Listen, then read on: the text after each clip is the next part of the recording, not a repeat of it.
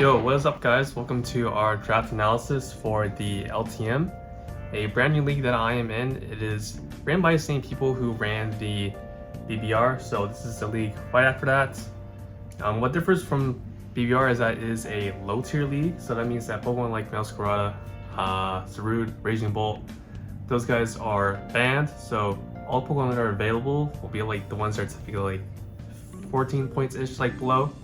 So this will be a pretty interesting season, I think. I played low tier in the past, but it was a extreme low tier, so stuff like Terra Slacking was what I had. So it's more like a mid tier, I would say, than low tier. But regardless, I think it'll be a fun season, and let's just get into the draft. So you can see our draft position right here. As you can see, these are all the coaches. You see myself over here, and as you can see, we are indeed first pick out of the 16 coaches. So that means we're able to pick literally anything on the board.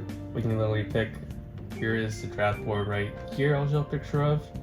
So you can see in a 16-point category, these are gonna be the guys who are gonna be going round 1: Azelf, Quegar, Iron Jugulis, Terra, Crocodile, Lycanroc, Dusk, Terrakion.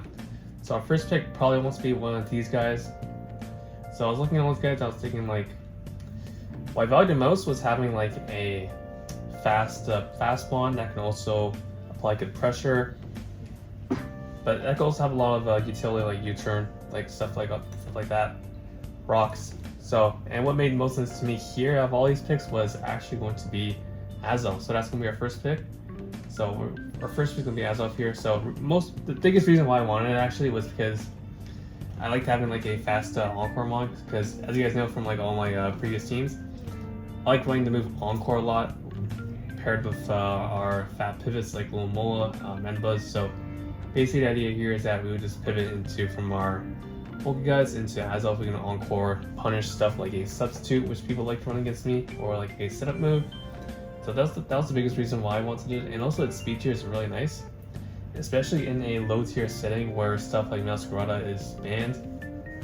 There's not a lot of Pokemon that have like that elite 120 speed tier, and although Azelf doesn't necessarily have it either, it is like 115, which is pretty damn close. So it is end up being like one like the fastest threats in this meta. So I thought that was a good pick, and also giving me like an EQ Muni, fast rocks, kind of works like Mew, but without like the addition of like spikes and T spikes Mew has. But I think that's okay, and this is of course like the first time using Azelf, so pretty excited for it. So then moving on to our next pick, so pick number 2 is going to be Alola. So as you guys know from our BBR main season, I drafted Alola round 1 pick. Now the reason why I didn't do it this time was because it fucked me up over a lot in the actual season, because it means I missed out on something significant like a round 1 Masquerada or something like that, which would really help my season, because I was relying on stuff like Choice Scarf Hoopa and the Iron Boulder as my speed, and those guys are like not that good. I did manage to like make them work, but it felt very, very bad every single week in the builder. So this season I really wanted to focus on having like a real round 1 pick. So, but of course round 2, we could fuck around. So that's why we took the Alola round 2. As you guys know, this is basically my flagship Pokemon. This is what I use on literally every single draft you see me probably. So of course I had to take round 2. Just a very good pivot. That paired with Encore and Azelf makes it a pretty potent pair, I think. And of course we have the Healing Wish and the Wish option, of course. And so moving to our number 3rd pick. So our 3rd pick is going to be Segazar. So we're actually going to finish our region core early.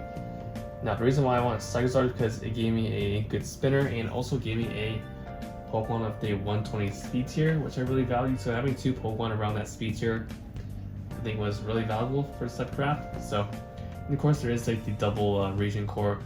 Now originally I did have Segazar down as a Terra Captain, but I decided to change that later. My next pick will actually be my real Terra Captain, but we have regular Segazar here, which is not bad. I used Segazar before in the NBC, which I did manage to win with Segazar with the offensive Life Orb set. So it can still be offensive if you really want to, but mostly it will probably just be like AV, knockoff, spin like that. But it can definitely be offensive. There are matches where it can definitely shine. So looking forward to that. And that's going to be our region core there. So moving to our pick number 4, this will be our Terra Captain. So we decided to grab up Terra Locus for our first and main Terra captain. Now, usually with my type of teams, I usually like to focus on like having like a defensive pivot mode into my offensive mode. Something like that I can just like switch very quickly like that. So I wanted something that can just hit very, very hard momentum back into my defensive core if I need to, and that's why our main Terra captain is going to be Terra Locus. So I never used Terra Locus before because, well, I used Cleavor before. I actually like using Cleavor a lot as like a scarfer. So my theory is that Locus, who has the ability to Tinted Lens, so you could even turn like not very effective hits into neutral, should be like even better than Cleavor in theory, and especially with the Terra option and knockoff. So I figured that having Locus here would be pretty good for me. And of course, this is very hard because SD can run SD sets if you want, but probably won't be seeing too much of those. Does it get both First Impression and Sucker Punch, which is huge because having a good priority on like a more defensive team is definitely very valuable. So definitely value having a Locus here for that. But outside of that, you know, you can run different Terra sets like Terra Blast, whatever. So looking forward to it. Of course, I never tried this Pokemon before, so moving on to our pick number 5 is going to be the Fizzy. So originally I did want Segazar as my poison and my ground type, but that was unfortunately sniped this round, so we had to pivot into the next best option in my opinion, and that is the Fizzy, because I do think that having a good grounded poison type is like pretty much mandatory for like this type of team, because if you just get T-Spike stacked, then you're going to lose like pretty quickly if you don't have like good removal or boots and everything, and I definitely want to be forced to run boots on everything like that. So I thought Fizzy made the most sense here. As a Pokemon itself, it does have like a massive speed up stat, which can be used pretty well compared with like Aloe. Aloe can be Fizzy can be speed up, or vice versa, or etc. So I thought I paired a pretty good defensive core with Aloe. Also, Poison Fairy. There's not a lot of types that hit it super effective. It's only ground and steel, so it ends up being able to check like quite a lot of special attackers that way, or even like physical if you want to do that. And of course, his ability Tosser Chain means that the only really switch-ins that want to switch into Fizzy are going to be poison or steel types, and you can take advantage of that pretty easily. Like I just pivot back to Azelf, or I can pivot to Locus. So we're going to be taking advantage of that. Also, this has Roost, which I really value. So yeah, I use Fizzy a lot. I used it in my World Cup run as well. So really look forward to using it again in LTM, where I think it can even be even more broken. So looking forward to that. And our next pick after Fizzy, I wanted to focus on getting my spin lock. So looking at the spin locks, the best ones I think are like Sinistcha and like the Sigui. At this point, was Sinistcha taken? Yeah, at this point Sinistcha was taken already. So, but I didn't have my eyes on it anyways, because I think that lacking that U-turn pivot like the Sigui has is pretty big, especially on like a team like this. So our next pick is going to be the Sigui. So again, wanting to have like a good spin blocker and also a Pokemon that can just pivot. The Sigui gets U-turn, gets knockoff, gets I think it's Nasty Claw as well, I think, or like SD as well. So it definitely can be offensive, but mostly I use it as just like a pivot and like a spin blocker. Switch into like the Rat Spinner and then click U-turn. Usually like that. I did use the Sigui in a seasonal run, I think, in the last year, which I did manage to make top cut with. So I do think it is like a quite slept on Pokemon. So I think it should be good for this team.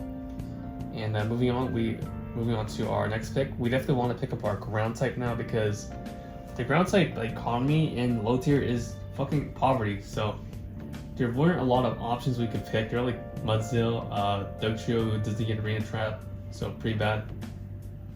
There was yeah, Rhyperior, Rhydon, yeah, there's not a lot of ground types. So, and then when I wanted Segazar was Sniped, so we had to settle for like the next best thing. And I was also lacking quite a bit on hazards, because I could see if like all my first few picks, I didn't have like any hazard setters outside of like Rocks and Azelf, which it doesn't really want to run Rocks every single week. So definitely want a Pokemon that can have both Spikes and Rocks. And so our next pick is going to be our Quegar. So Quegar fills in the shoes of Segazar in a bit. It gets off the hazard, gets unaware. It is a ground type, but of course it is like a Of course, we prefer to get Quegar because his stats are just like way better, and his typing is better. Because Quegar, you do have to worry about getting hit by like random grass coverage every single week. This is a huge pain. So it's unfortunate, but it's like what I think we have to pivot to. And having it unaware is just nice because it stops like stuff like SD, the Gallade or something. I mean, you still get Leaf Flakes in Oblivion, but like you know what I mean. Just like having that option is pretty nice, I think. Or like that turns. So yeah, this is really like the filler pick, really. And there's nothing else we can really grab. Like I'm not going to pick up Rhydon, obviously, right? So our next pick is going to be our second Terra Captain, and that is going to be the Avalog. So as you guys know from like my World Cup run, I used Avalog in the finals of World Cup, which I will still make. I'll make the video on because I don't think a lot of people like seen that outside like the small gun people. So I'll definitely like make like a video on like my World Cup run. Our pick here is gonna be Avalog.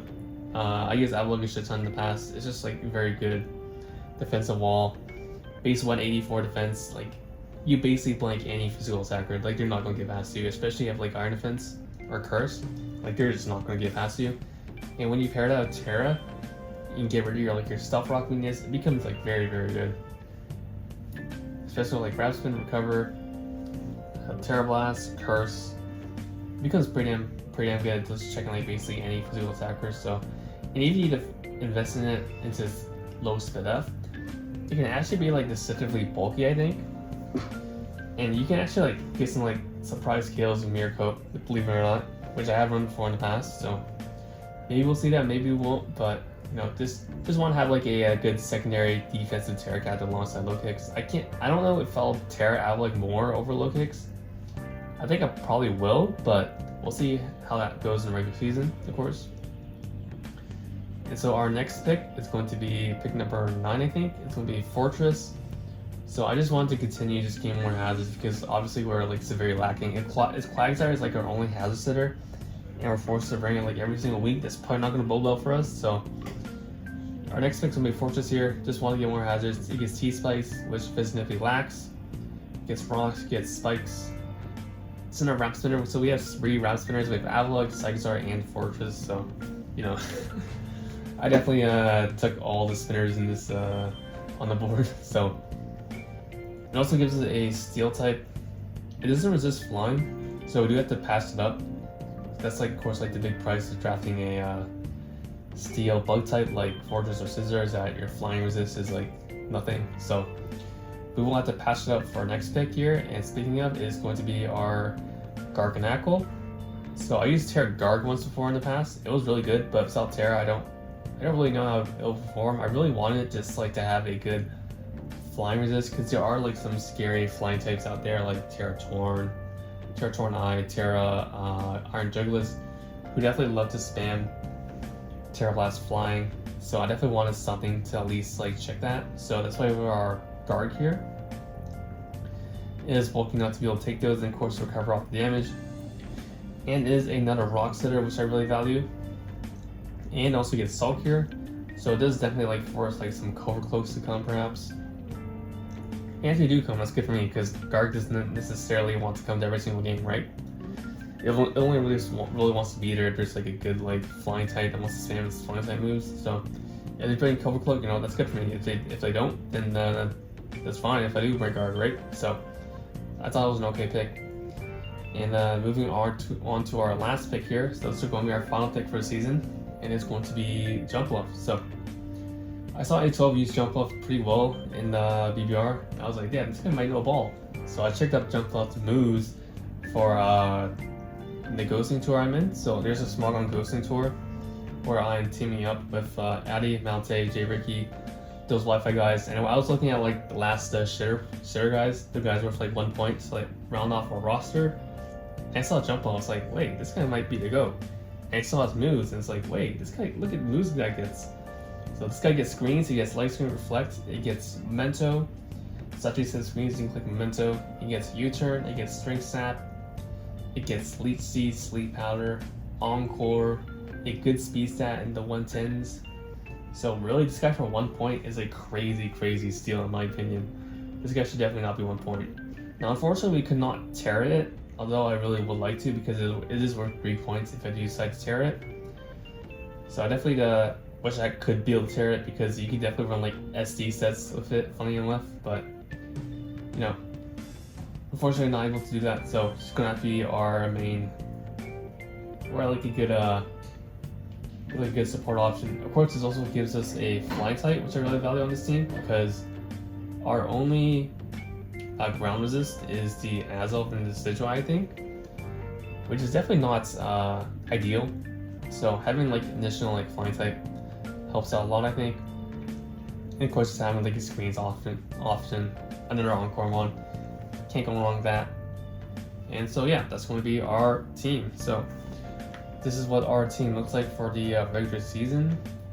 I think it's probably better than what my VR team ended up being because we actually do have like a real round 1 pick this time. I definitely do think just like having Quagsire is a bit of weakness. Like of course I much prefer to have like Quagsire, I think, probably for Quagsire. But like outside of that, I think the team looks pretty decent. It definitely has like, it's a bit lacking on like the offense because our only source of offense like Azelf and Locus. But I do think they performed like the roles like pretty decently. So I think I could definitely make it work if I tried. So that's gonna be our team analysis, and once the regular season starts, and I'll see you there for week number 1. All right, thank you guys for watching. Peace.